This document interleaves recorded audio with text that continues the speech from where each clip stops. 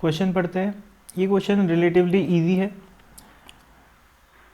Figure shows a plot of the transverse displacement of the particles of a string at t is equal to 0 through which a traveling wave is passing in the positive x direction।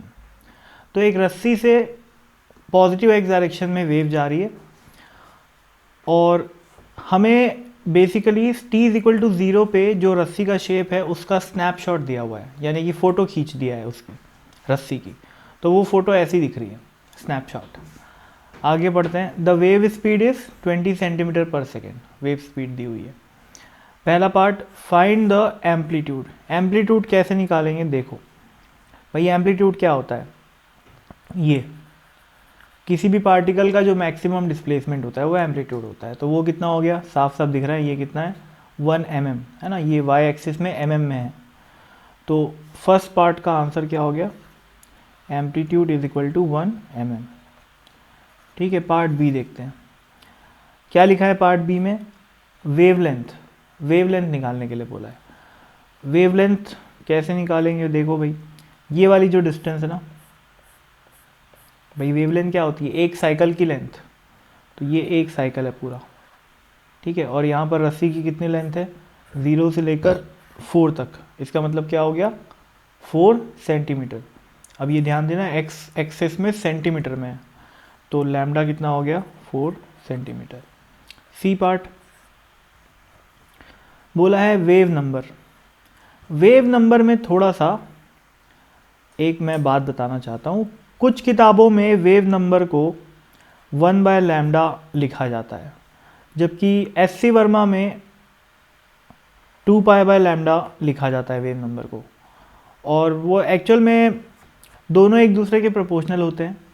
तो वैसे कोई दिक्कत नहीं है अगर आप wave number को 1/λ बोलते हो लेकिन उसी पे स्टिक रहते हो, तब तो ठीक है। या फिर 2π/λ बोलो और उसी पे स्टिक रहो, है ना। बात अगर बदल दोगे क्वेश्चन टू क्वेश्चन तब दिक्कत है। तो वर्मा, एस.सी. वर्मा जी के अकॉर्डिंग अगर अपन चलें तो उन्होंने वेव नंबर को 2π/λ डिफाइन किया है।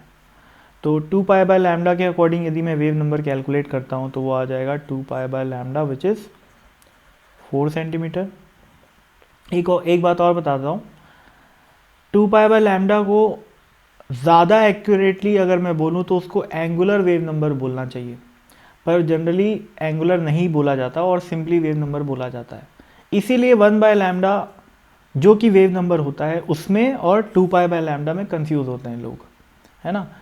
ज़्यादा एक्यूरेट है इसको एंगुलर वेव नंबर बोलना और इसको सिंपली वेव नंबर बोलना।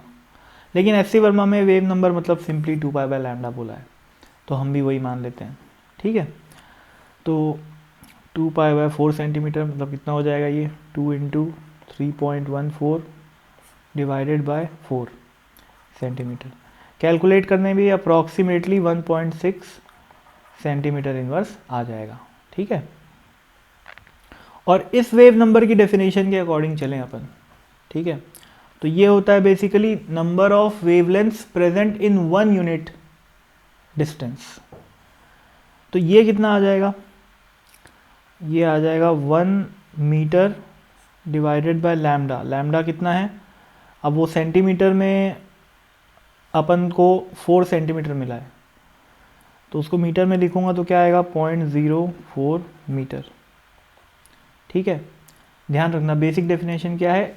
एक यूनिट लेंथ में यानी कि 1 मीटर में कितनी नंबर ऑफ वेवलेंथ प्रेजेंट है, ये मतलब है।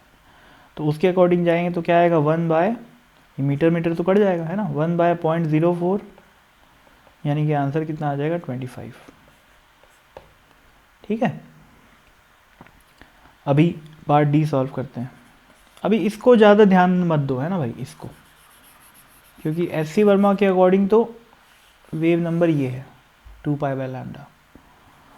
खैर, डी पार्ट पे आते हैं। डी पार्ट में क्या दिया हुआ है?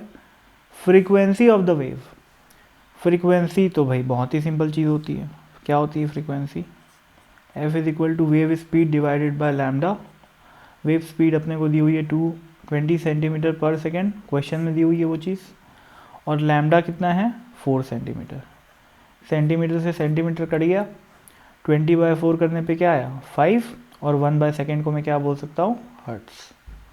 ठीक है, तो इस तरीके से डी पार्ट का आंसर आ गया 4 हर्ट्स। चारों पार्ट सॉल्व हो गए, बहुत सिंपल क्वेश्चन है। Thank you.